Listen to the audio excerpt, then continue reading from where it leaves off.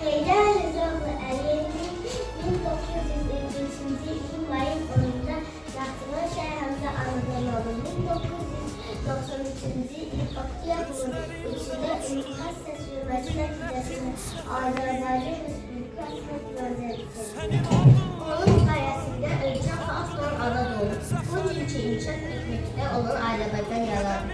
Hər bir dekabrın 12-si və may ayının 10-da Heydər Əliyevə şeirler söylenir, mahnılar okunur. Ünlü de bize dedik. Gençinle kurtardır bu vətən, sen oldun xalqa ümid və güvən, sen oldun mərcümdə köməyə yetər, ulu bir sərkərdə, ulu bir öndər. Uzatdın hər yerdə bayrağımızı, yazdın tarixlərə az sazımızı, tanıdın dünyada varlığımızı, ulu bir sərkərdə, ulu bir öndər. Ara baxırsan sanın şanələri, özündən sonraki adilləri, bizlər tərkib xatirələri, ulu bir sərkərdə, ulu bir öndər. Heydər adı aslanlara çevirdi, onun müddətini yer çizildi, Allah onu yurdumuza yetirdi, ulu bir sərkərdə, ulu bir öndər.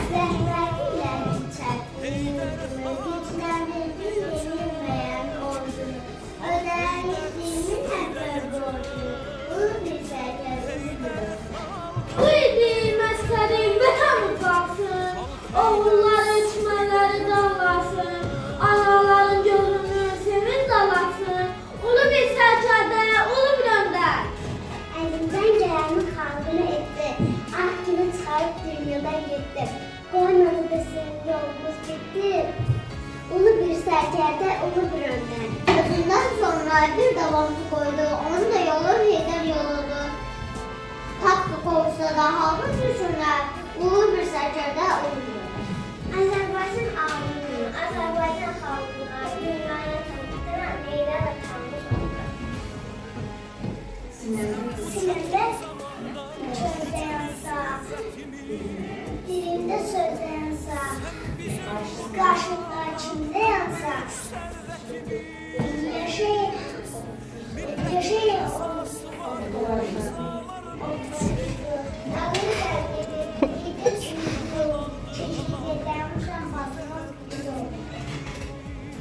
damarında tıklanır, akar neyden ölçüsüz.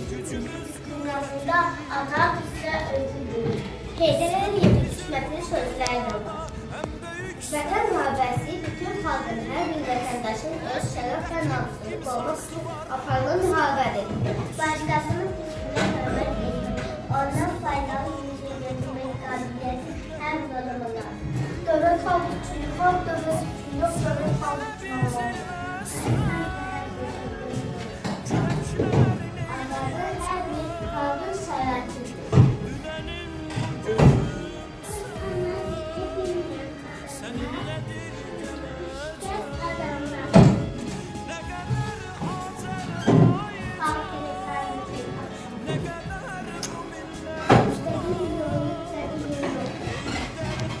Heydər Əliyevin sözləri, kəlamları onlardan biri də yer 100 dəfə işitməkdənsə bir dəfə duymaq.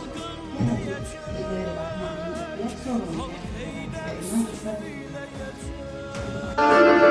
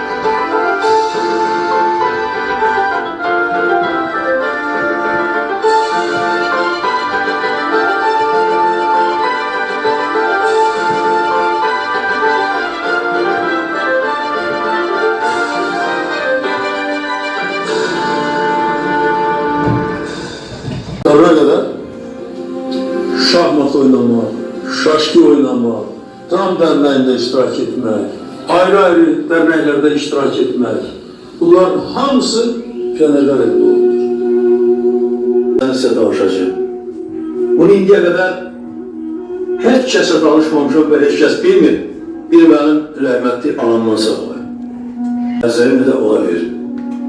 Ziyarət etmişəm sağlığında. Tüm bu şeylər qadağanlıdır. Bunda laf o, bunun laf o. Kəskin vaxt edim şey. Ve bir söz de dedi. Bir de ata-anamın Bilmədiyim mən necə qiymət aldım. aferin.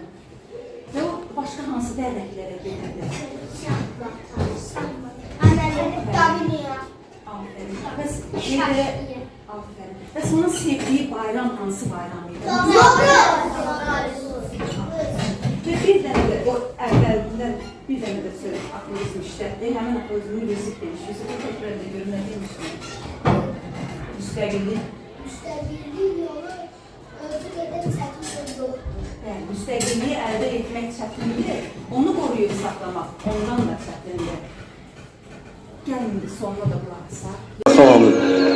Cəmiyyət insanlardan ibarətdir. İnsanlar isə hər biri gərək əsl vətəndaş olsun. Milli qürur hissi ilə yaşayan vətəndaş olsun. Onda bu vətəndaş devlətçiliyi inkişaf etdirən vətəndaş olacaqdır. Bu bizim milli ideologiyamızın əsas hissəsidir.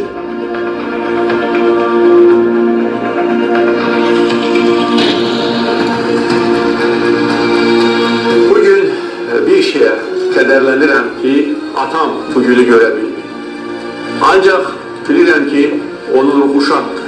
Necə ki bütün vətən həsrətiyle yaşamış ve hayattan gitmiş bu azad edilmiş torpaqları görmeyen minlərlə, on minlərlə məcburi köçkünlərin ruhu şaddır.